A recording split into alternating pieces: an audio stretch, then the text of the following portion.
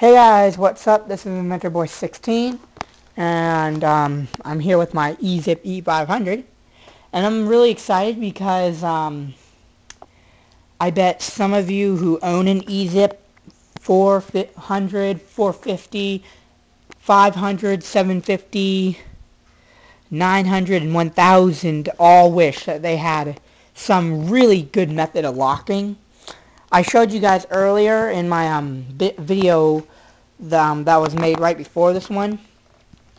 I showed you how that there's like a little trick that you can use with the electrical cap there that you can use to lock this thing while it's parked.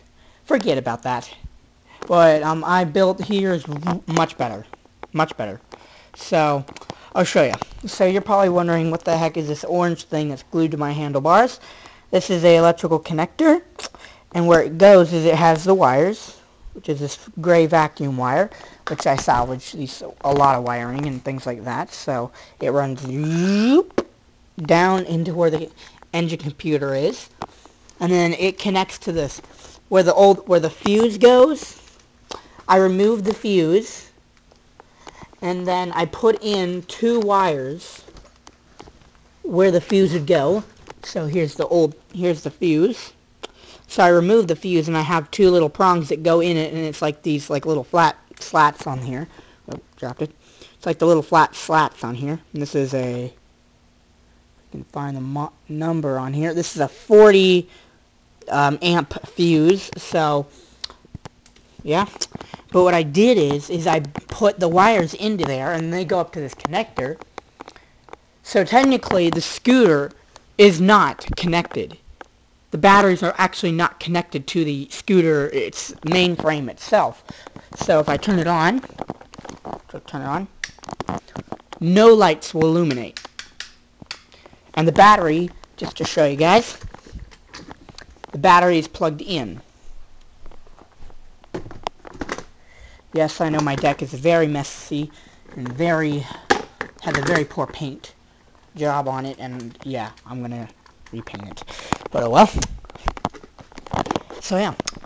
But what I've built is with this thing, see these little tiny little slats here, it's very hard to be able to stick anything in there to be able to to be able to get this thing, you know, it's very hard to stick something in there. And then what this thing is, this really clunky looking thing in my hand that looks really nasty because of how bad the tape job is, but whatever.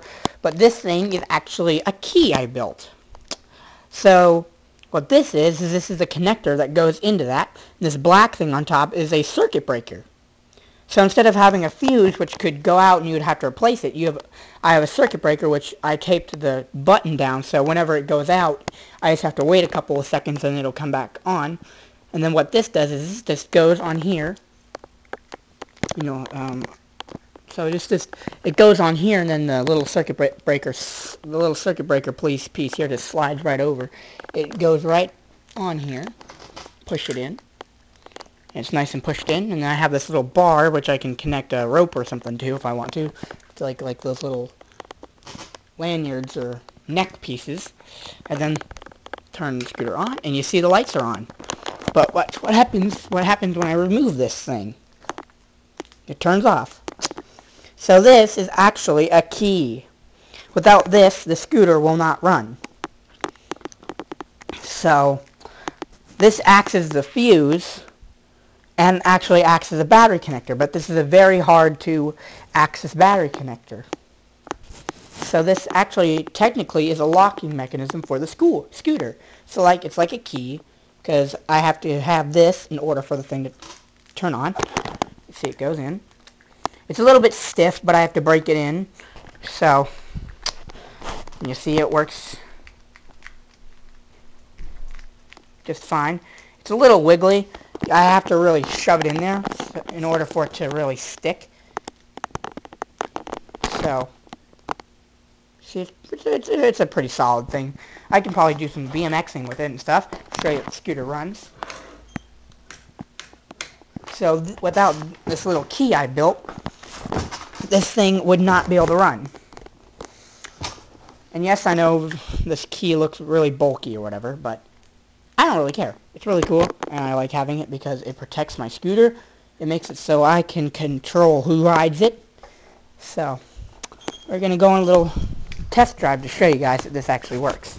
The only downside to this key that I have here is that the wiring I'm using is not a really thick wire. This is the thickest wire I can have that I have, so it's not really all that thick. So the only thing that's kind of annoying with it is seeing it's a thinner gauge, it's a lower gauge or whatever, or it's like a lower thickness. What it does is it only allows a certain amount of current to go through, so whenever I'm riding and I try to look at my battery gauge, it'll either be at low or half, even though I'm at a full battery. So that's the only sort of a downside with it. So what the heck? I don't know what I just ran over, but oh well.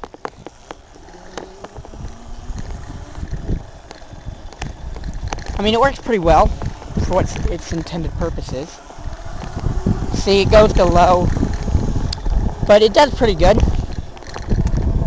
I like having it because it's a really nice little feature to have. So now my brother can't steal this thing no matter what. Because it's the little, like with the little parking thing or whatever, like a little parking unit I had, it would stop the scooter. It would only keep the scooter safe unless he knew where the cap was. Because if he found out where the cap was, then all hope is lost. You see, it is slow when it comes to the battery gauge responding properly, but the scooter works just fine. I can still go full throttle. I'm not going full throttle, so I'm going to go back to my garage. Sorry if there's any wind. And surprisingly, guys, it's cold in summer. So, yeah. Well, it's not really summer yet, but it's like a late spring, I should say. But yeah, with this key, I can lock my scooter, and I can take the key with me. So I can just like, this little loop here makes it easy to pull. So pull it out, and my scooter's locked. And I can just put it easily back in. Oh dear, broke it. Yeah, I have to really get it stuck on there. So I'm gonna see if my hot glue gun's still warm, which it is, and I'm gonna have to plug it back in to be able to fix this. Yeah, that's the only downside. Is it's not a very really heavy duty unit. So yeah, it will break. So yeah, just let me get my hot glue gun plugged in, which it is. So yeah, but it still works. It's a very dandy little unit. I love it. And it works just fine for what its intended purpose is. So hang on, just let me get this stinking thing off here. Yeah, a big pain in the neck, in the back, or I mean butt. Yeah, it's a big pain in the butt. Yeah.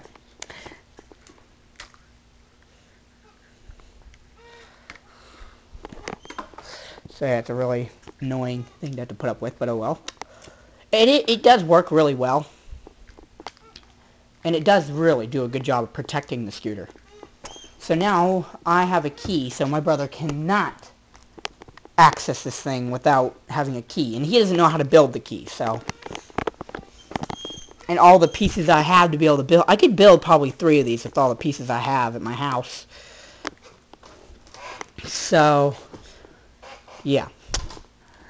But anyway, this is a little, I just made this video to show you guys this little key feature I made for my Ezip E500, and this would work with any type of Ezip scooter. It really doesn't matter as long as you have a fuse box or a fuse thing in there. It would work, so yeah. But anyway, this has been my Ezip E500 new key feature video. So anyway, I hope you guys enjoyed. Do not forget to comment, like, and subscribe, and I will see you guys later. Stay cool, YouTube. Bye.